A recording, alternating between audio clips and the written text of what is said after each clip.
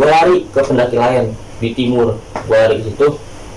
Jujur gue ngemis-ngemis di situ. Gue udah nggak mikir gue malu, nggak mikir katanya apalah gengsi gitu, nggak gue nggak mikir kayak gitu. Gue dibilang itu lihat di belakang, gue lihat ke belakang, ternyata itu di belakang. Ya kalau gue sebutin sosoknya, gue jujur gue masih jelas banget itu ngeliatnya. Mungkin kalau orang-orang sini sih nyebutnya genderuwo ya.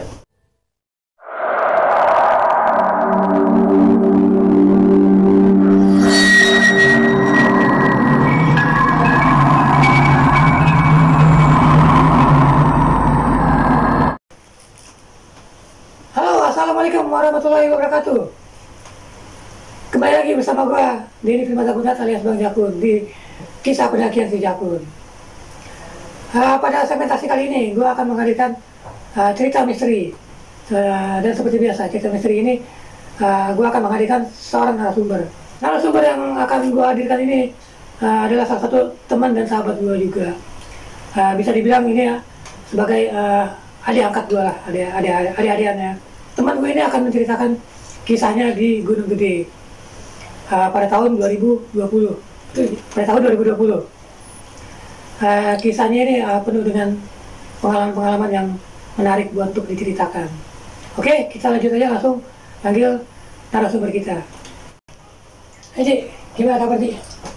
Alhamdulillah Bang, baik kabar gua. Ya, coba perkenalkan dulu diri. Oke, perkenalkan nama gue Aji Pratama, biasa dipanggil Aji. Nama gue, dan gue asli Bogor. Dan ini gue dari Bogor ke tempatnya Bang Jakun. Ini karena buat silaturahmi juga ya. Silaturahmi, udah lama kita nggak ketemu. Udah lama nggak ketemu sama Bang Jakun.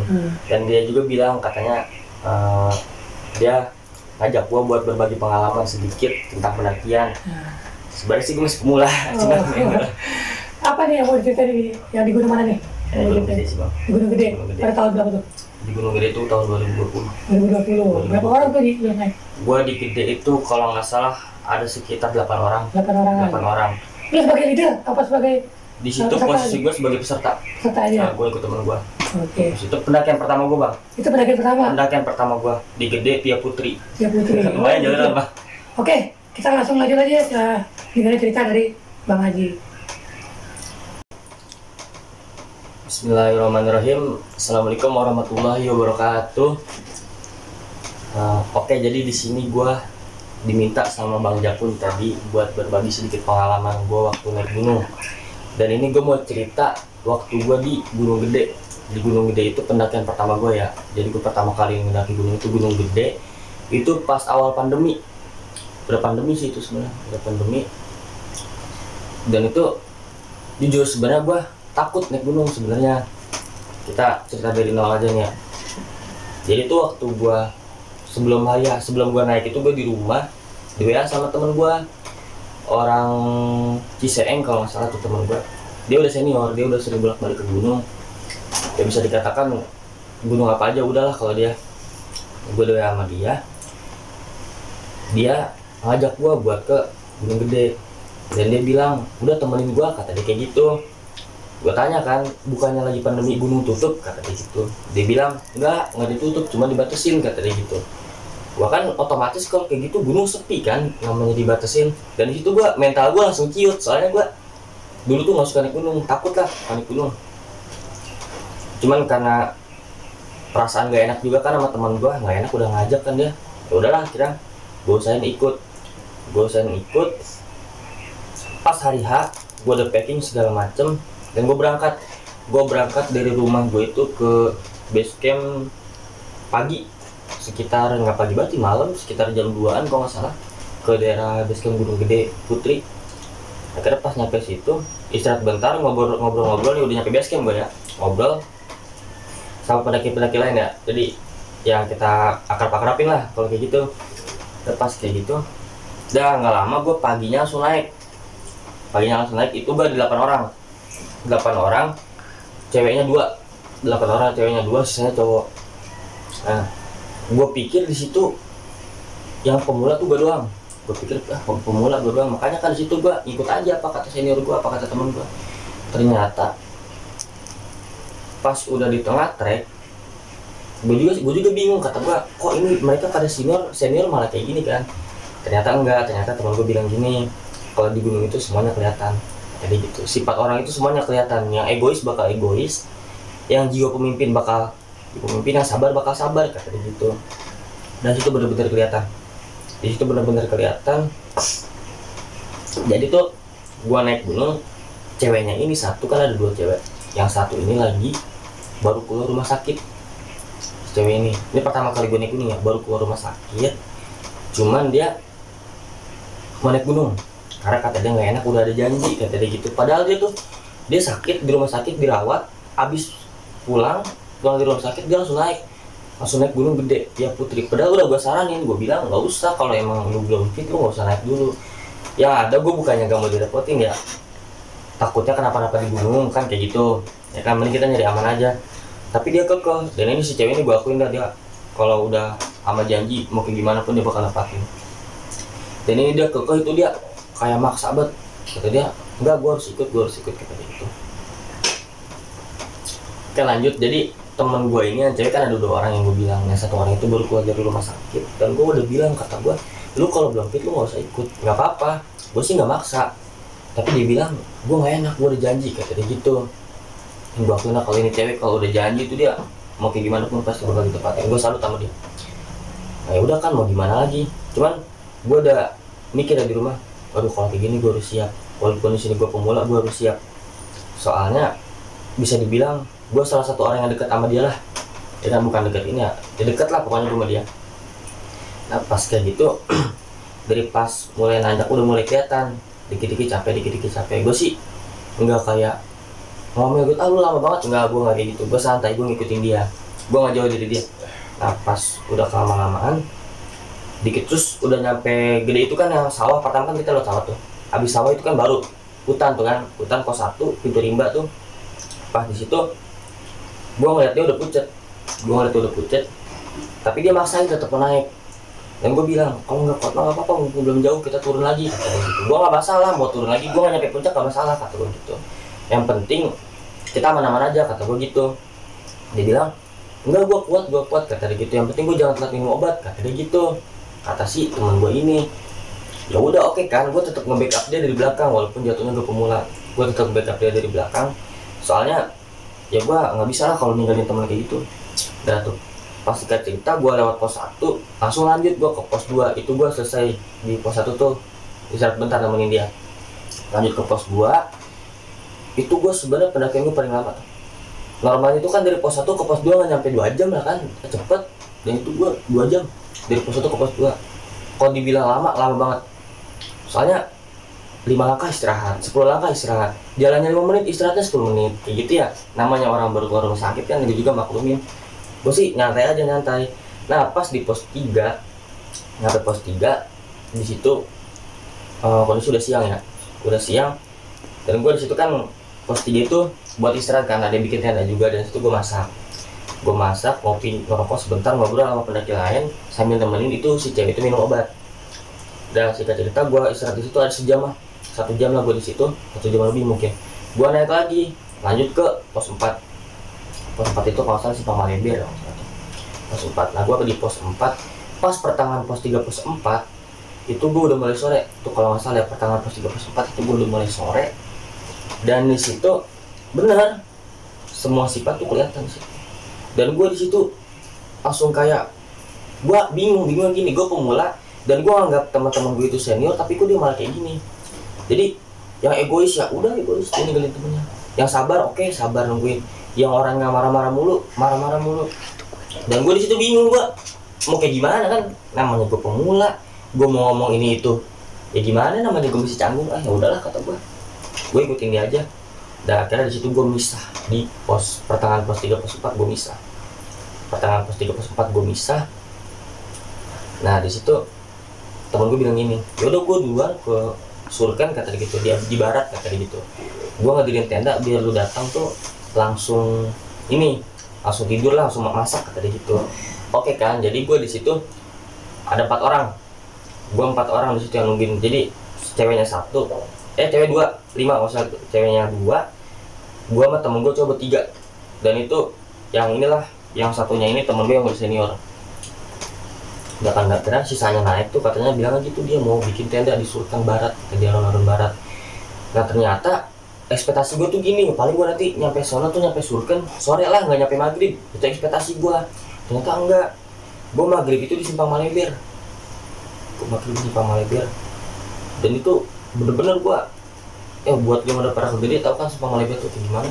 Dan itu gue maghrib ketemu, pokoknya gimana sih pergantian senja dengan malam tuh, itu gue di Simpang Malibir. Dan situ si cewek yang sakit ini udah lemes tiduran, dan gue disitu bingung.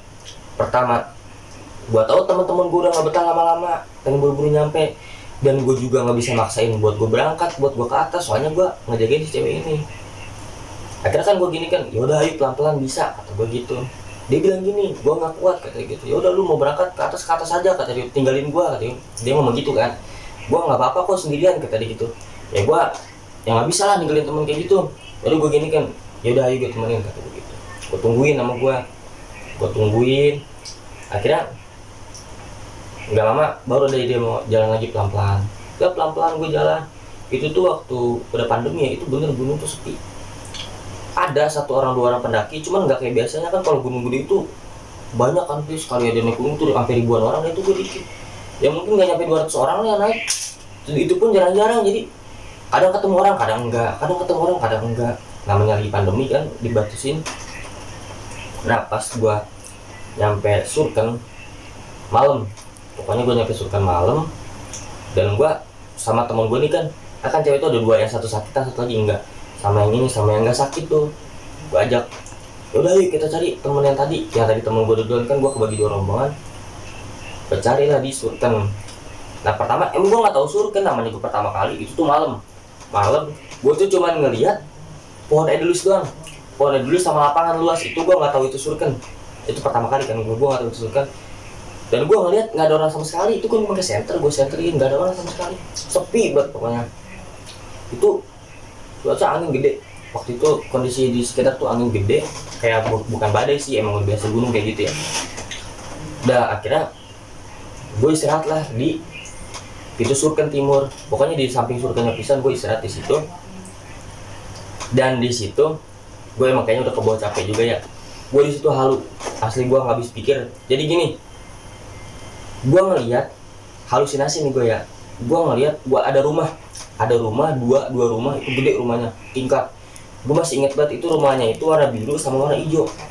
Dan gue sama temen gue nih kan, namanya si Sri, temen gue gandeng sama gue, Sri ayo ikut gue kemana Ji, kata dia gitu. Itu ada rumah gede, kata gue gitu. Jadi gue tuh gini, itu ada rumah, gue pengen numpang nyeduh kopi atau gimana di rumah, numpang istirahat. Tuh gue nggak kepikiran gue lagi di gunung, bener. Gue udah halu, gue udah capek. Kata dia, mana rumah, kata dia gitu. Itu rumah. Gue jalan ke situ kan, akhirnya saking semangat tuh gue jalan ya. Jadi tuh jalan sambil senang aja gitu, ketawa ketemu rumah. Ternyata pas gue samperin itu cuma tenda. Itu tenda warna biru sama warna hijau, tenda. Dan gue langsung ngomong ke cewek, ini tuh si Sri, kata gue, ini tadi rumah Sri, kata gue gitu. Ini rumah tadi di sini. Bener, gue nggak bohong, gue ngeliat rumah di sini gede, kata gue gitu. Tingkat rumahnya warna hijau sama warna biru. Mana rumah Ji, kata dia gitu. Ini kita lagi di atas gunung, kata dia gitu. Nggak ada rumah, kata dia gitu. Oh ya udah, halu kali gue pikir gitu kan. Gue pikir halu kali gue. Nah nggak lama teman gue yang sakit ini mau lanjut jalan. Ya udah kan, nggak lama dari situ gue lanjut jalan. Temen gue tuh bilang, kata temen gue itu yang sama gue ya, kata dia itu yang lain pada di alun-alun barat, kata dia gitu, pada bikin tenda di sana. Ya udah kan, mau nggak mau di situ posisi udah malam, udah pengen isya lah, jam 7:08 kan. Dan gue ke alun-alun barat. Kan kalau kita perhatiin Surya Kencana itu kayak letter L kan, jadi letter L gitu dia kayak gini. Nah pas sebelum nyampe pojokan sini tuh temen gue istirahat lagi, namanya cewek itu kan yang sakit, temen gue istirahat lagi, dia bilang nggak kuat. Oke lah, di situ gue pas lagi istirahat, gue masak bentar, dan ternyata temen gue yang sakit ini udah mulai gejala hipo. Soalnya karena di situ gue di timur itu dingin banget, bener lebih dari kalau barat mungkin sama timur lebih dingin timur kan. Dan gue di situ temen gue kena gejala hipo yang sakit ini. Dan sedangkan di situ gue megang prem tenda prem tenda, tapi tendanya di teman gue yang misah ini, yang ada di luar. Tendanya di, pokoknya premnya di gue, tendanya di dia, kopernya di gue, gasnya di dia. Terus makanan di dia, ininya di gue, kompornya. Cuman kan jadi gimana ya, jadi tuh gue sebenarnya saling membutuhkan, cuman susah buat ketemu. Nah nggak lama, jadi itu tadi pas di jalan itu sebelum nyampe Surken, gue ketemu sama temen gue dulu. Nah kelewat itu temen gue ketemu orang Cianjur, ada 3 orang, yang satu suami istri, itu 2 orang, satu lagi jomblo. Dia tuh orang Bekasi. Nah akhirnya gue pas dari situ tuh ya udah kan, nggak lama temen gue berangkat ke barat, 2 orang, yang senior sama yang satu lagi tuh temennya berangkat ke barat buat nyari temen gue yang misah ini. Soalnya kepikiran juga kan, soalnya yang misah itu juga ada yang pemula kan, ada yang baru, dicarilah ke barat. Dan gue di timur diem. Gue masih inget banget, gue tuh lagi mainin asap. Jadi dari mulut gue tuh keluar asap, ya kan namanya dingin, dari mulut gue keluar asap. Dan gak lama temen gue ini yang cewek tuh pertama, kata dia dingin banget, kata dia gitu, dia menggigil. Ya kan gue bilang, kata gue yaudah nih pakai SB, kata gue gitu. Tapi gue bingung, tendanya nggak ada, tendanya di temen gue, premnya di gue. Ya masa gue mau ngedirin tenda, premnya doang kan nggak mungkin, ya kan nggak mungkin. Ya udahlah, akhirnya gue ngeliat yang nggak tega kan, gue ngeliat itu, gue buka jaket gue kasih ke dia. Dan itu gue cuma pakai kaos pendek doang segini, itu bener-bener dingin banget. Pokoknya kaos pendek segini, tangan gue udah mati rasa. Dan gue untungnya alhamdulillahnya gue di situ masih bisa ngontrol ini ya, hawa panas di tubuh gue. Dan akhirnya pas di situ nggak lama gue kasih jaket, mungkin ada kali 5 menit kemudian dia hipo, langsung pingsan. Dia pingsan, gue baru ketemu sama orang kayak gitu. Wajar, jujur ya, gue panik di situ, gue panik soalnya pertama kali, lu bayangin gue pertama kali naik gunung ke Gede, langsung ada yang hipo, gimana nggak panik kan? Sedangkan di situ senior gue lagi di barat, lagi nyari yang temen gue misah ini. Nah ternyata alhamdulillahnya tuh teman gue yang dari Cianjur, sebelumnya dia bilang dia tuh pernah nanganin bocah hipo, orang hipo, dia pernah nanganin. Ya udah kan, akhirnya ditangani sama dia.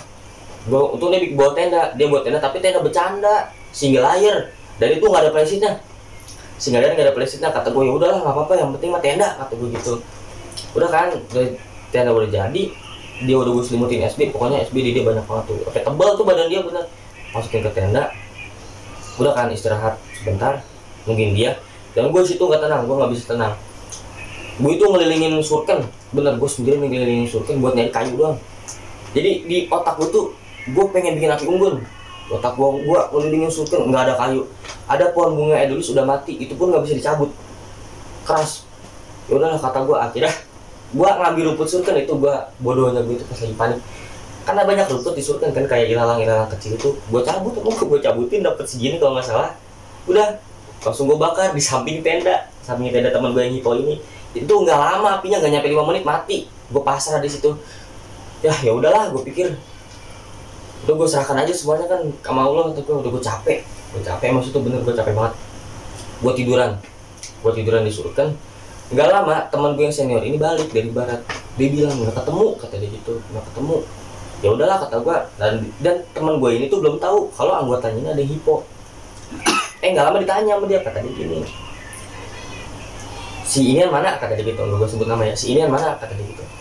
Gue ngomong ke dia sambil bisik-bisik, kata gue, dia hipo, kata gue gitu.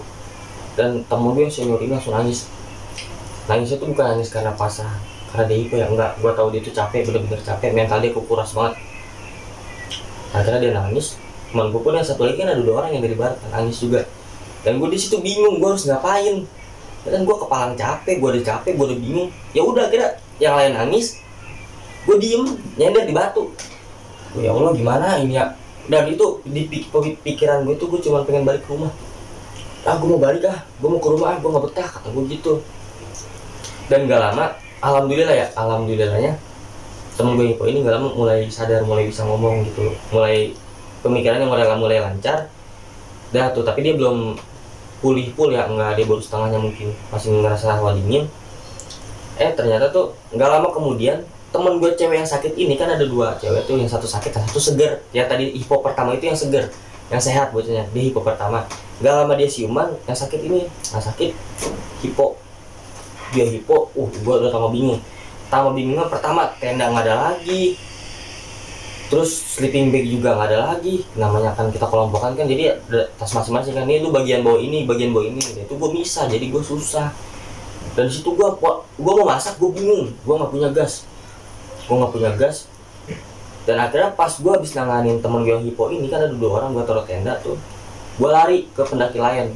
Di tadi tuh waktu gue ke rombongan pendaki lain itu kan, gue akhirnya gue ceritakan ke dia, kata gue temen gue hipo, dan intinya tuh gue di situ minta gas, gue di situ gue minjem gas 1, dan dia ngasih 1 lagi, kata dia udah ini pakai aja bang, kata dia gitu, nanti sisanya bawa kesini lagi ya, kata dia gitu, mau ada sisanya mau enggak anterin lagi, soalnya kata dia 3 hari di situ di Gunung Gede itu, ya mungkin lagi nikmat suasana lah, gue nggak tahu, dia 3 hari di situ. Dan akhirnya gue di situ nggak cuma dipinjemin gas doang, akhirnya gue dikasih air aqua 2 botol sama Indomie, gue dikasih. Dan di situ gue posisi gue masih pakai baju kaos segini, gue masih inget baju kaos segini, gue nggak pakai jaket gue di teman gue yang hipo, dia hipo belum sadar gimana gue mau ngambil jaket ya kan. Ya udah kata gue, itu karena gue panik, karena gue udah pusing, gue udah capek, hilang sendiri rasa dingin, padahal emang dingin banget, tangan gue aja mati rasa. Nih gue matiin bara aja, gue pegang nggak kerasa waktu gue gitu, yang udah bener-bener dingin banget itu, hanya kemarau kan kalau di gunung dingin. Nah akhirnya pas gue udah kayak gitu, gue udah dikasih gas, kasih minum, gue balik lagi ke temen gue ini. Udah di situ gue akhirnya gue masak, temen gue yang hipo belum sadar, kalau gue masak di surken itu, gue masak itu gue bener-bener seadanya, soalnya itu bekal, bukan bekal gue ya, itu bekal temen gue yang dari Cianjur itu. Soalnya kalau bekal gue di rombongan gue yang misah itu semuanya di dia, dan gue aja nggak megang apa-apa, dan gue nggak megang gasnya di dia, kompornya di gue nggak ada makan sama sekali. Udah kan akhirnya gue masak di situ. Ternyata di dalam keril gue ada 1 tenda, itu pun cuman buat 2 orang 1 tenda itu. Ya udahlah kata gue, diriin aja, akhirnya gue diriin, makan juga seadanya, yang penting perut keisi, gue bilang gitu, yang penting perut keisi, nggak usah enak, nggak usah kayak gimana, yang penting perut lu ada isinya, kata gue gitu. Dan nggak lama temen gue 1 ini yang cowok kena gejala juga, itu yang bener-bener dingin, gue akuin. Itu pertama kali gue naik gunung itu udah tatarannya mantep. Itu gue nganggapnya buset, gue langsung ditatar gitu sama senior gue, dikasih yang kayak gini. Udahlah gue nggak mikir itu, bodo amat kata gue. Udah karena gue bikin tenda, teman gue yang cowok kena gejala ini, dia langsung kayak peka aja gitu, dia bilang gue duluan ke tenda ya, gue dingin, gue disitu tahu dia udah mulai kena gejala. Ya udahlah, dia duluan ke tenda, gue masih di luar. Gue itu di luar lagi masak air, sambil ngelinting bako, lagi masak air buat nyeduh kopi. Gue pikir apinya nggak panas, orang pas gue nyalin kompor ada apinya. Itu gue gini kan ke tangan gue, gimana sih misalkan ini tungku api ya kompor, itu gue gini kan ke tangan gue nggak kerasa apa-apa. Gue bilang gini ke temen gue, ini mah masa apinya nggak panas, kata gue gitu. Gue bilang ke temen gitu, nggak panas apanya, ini panas, kata dia gitu kan. Akhirnya di tester, temen gue bakar daun tuh, itu api bener kebakar, bener api asli, gue nggak bohong, tapi gue nggak kerasa panas. Akhirnya temen gue bilang, tangan lu udah mati rasa, kata dia gitu. Dipegang kan sama dia tangan gue, bener tangan gue beku. Cuman alhamdulillahnya gue masih bisa ngontrol diri gue sendiri. Ya kan akhirnya pas gua lagi masak air buat nyeduh kopi sambil ngelinding bako rokok biasa. Udah kan, gak lama makin malam makin dingin tuh, makin dingin. Dan gua di situ udah nggak kuat, gua masuk aja kan, gua masuk ke tenda temen gue yang hipo ini, dan gua di situ istirahat. Cuman gua nggak tenang, gua itu istirahat nggak nyampe 30 menit, paling baru 15 menit gua bangun, gua keluar. Ternyata teman gue yang dari Cianjur ini bertiga, yang tadi gua bilang suami istri sama yang jomblo itu, dia di luar demi biar gue itu anget. Di situ gue bener-bener gue ngerasain banget, gue ketolong banget asli. Gue nggak bakal lupa dah sama dia. Pada mah gue pas gue keluar itu istrinya, suaminya sama teman gue itu di luar cuman selimutan pakai tenda yang ada premnya kan, premnya bisa juga kan, tenda yang ada prem, pokoknya ada tenda 1 itu ada premnya, dia pakai selimut sama dia di luar. Alasnya aja matras 2 biji, 2 lembar matras buat 3 orang. Dan gue pas keluar itu, gue ngeliat dia mukanya udah pada pucat. Cuman gue salut sama dia nggak bilang dingin.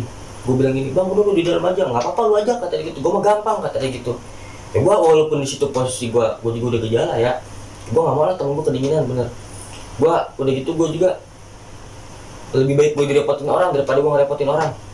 Gue bilang, nggak bang lu masuk aja bang, kata gue, lu masuk. Kata dia, ih enggak udah lo aja masuk, kata dia gitu, daripada lu kenapa-napa, kata dia gitu. Begini kan akhirnya, ya udah gue di sini bang, kata gue gitu kan ya. Lu mau masuk terserah lu, kata gue gitu. Gue di sini aja, kata gue gitu. Biar masuk itu biar dia masuk ke tenda. Nah akhirnya masuklah dia ke tenda. 2 orang tuh yang suami istri masuk ke tenda. teman gue yang hipo ini udah mulai sadar, dia keluar pindah tenda akhirnya ke sama gue, yang tenda double itu, double layer cup 2 buat 2 orang. Akhirnya gue di situ yang suami istri mah berdua doang di tenda, dan gue itu tenda 2 orang gue isi 6 orang. Kalau nggak tahu itu tenda 2 orang gue isi 6 orang ya, daripada gue nggak ada tempat lagi kan, udah gitu tendanya single layer nggak pakai plastik. Jadi setiap ada kabut lewat nyampe ke tenda, kena badan gue itu basah air, kena badan gue itu basah pas gue ini. Gue nggak mikir kayak bodo amat lah, gue kagak kepikiran apa yang penting kata gue temen gue ini. Nah singkat cerita, pas temen gue hipo ini pindah tenda bareng tenda gue, pertama dia masih oke, dia udah sadar. Gak lama hipo lagi, gak lama hipo lagi.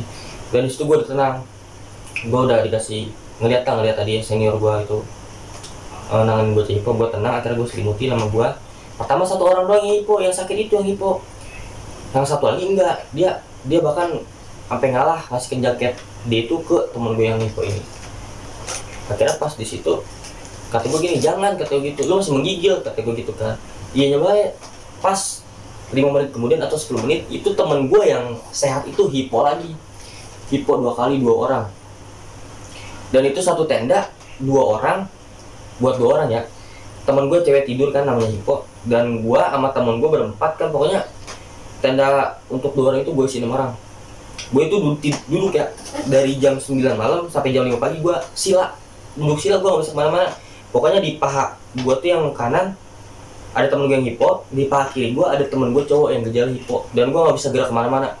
Dan di depan pintu tenda itu ada temen gue 2 yang udah senior, dan gue ngeliat dia aja, dia udah bener-bener dingin kayak menggigil banget. Emang gue akuin di situ dingin banget. Dan gue itu nggak mikir barang-barang, kayak barang gue di mana enggak gue pikirin, bodo amat. Padahal di situ posisi HP gue di luar tenda deket kompor. Gue nggak mikir kayak ntar diambil orang, enggak, gue nggak mikir itu. Yang gue pikirin satu, gimana caranya biar ini manusia nyampe rumah selamat, gue mikir gitu. Dan kan pas kayak gitu gue udah ngantuk, udah lapar, gue udah nggak bisa lagi mau ngapain, karena bingung. Gue makanan aja udah habis, makanan di teman gue.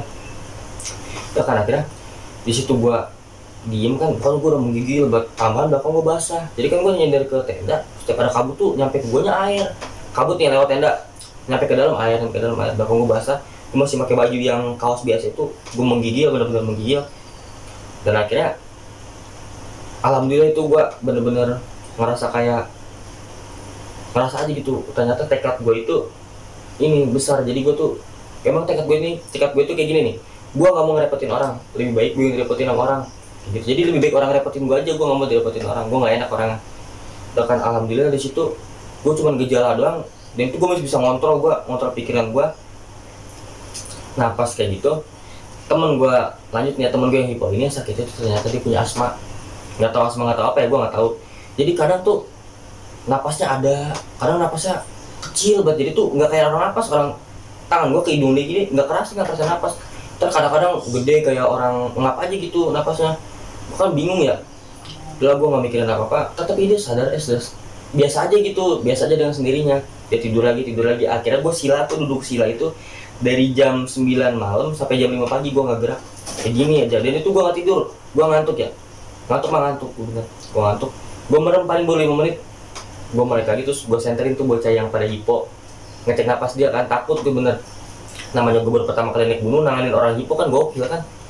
Udah tuh akhirnya pas kayak gitu nggak kerasa lah waktu udah jam 5 dan teman gue yang hipo ini udah mulai sadar kan. Dia bilang gue mau ngejemur kata gitu. Ya udah, dan di situ gue udah mulai tenda lega, gue pengen tidur, gue nggak bisa selonjoran, kaki gue kram, bener gue nggak bisa selonjoran. Akhirnya gue tiduran itu sila, jadi posisi gue tuh sila, gue tiduran, gue nggak bisa selonjoran, bener kaki gue kram. Dari jam 9 sampai jam 5 kan lumayan kan kalau sila. Jangan pas gitu gue tidur bentar nih, ngopi dulu dah.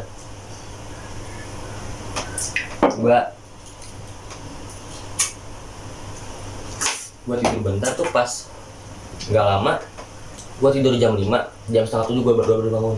Udah bangun pun itu gue dibangunin sama matahari. Ke mata gue itu silau banget kan. Akhirnya gue bangun, gue ngeliat yang hipo ini udah oke, udah masak. Dari situ gue lega banget, alhamdulillah kata gue. Tapi gue masih ada yang ngeganjal, soalnya teman gue yang misah ini belum ketemu. Dan gue tuh mikirin, soalnya apa, dia mau bikin tenda kayak gimana, premnya di gua, ya kan? Dia mau masak kayak gimana, keponakan di gua. Gue asli situ gue belum tenang gue. Dan akhirnya ternyata teman gue ini 2 orang, dia tuh kayak bernazar kata dia gini. Dia tuh nggak bilang ke gue sih, pokoknya dia tuh bernazar di hati dia tuh 2 orang katanya gini, kalau gue ketemu sama temen gue yang bisa ini, gue bakal sujud di puncak gunung gede. Nazar deh kayak gitu. Pokoknya kalau gue ketemu dia, ketemu temen gue yang bisa ini, gue ketemu nih, terus gue balik lagi bareng-bareng sama dia, gue bakal sujud di tubuh gunung gede itu, dia bakal sujud di situ.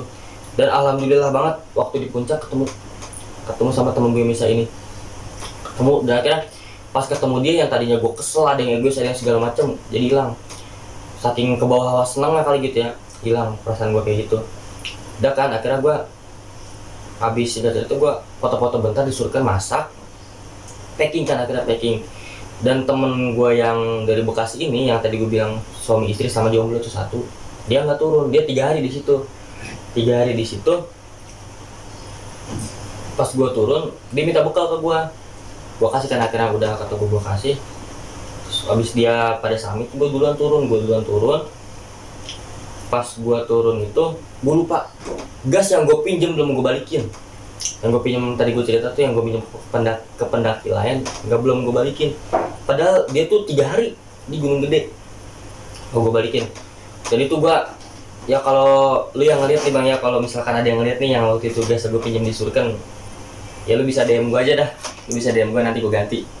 Itu soalnya posisinya lagi panik gue bang, lagi nggak nyantai, lagi nggak bisa kepikiran apa-apa.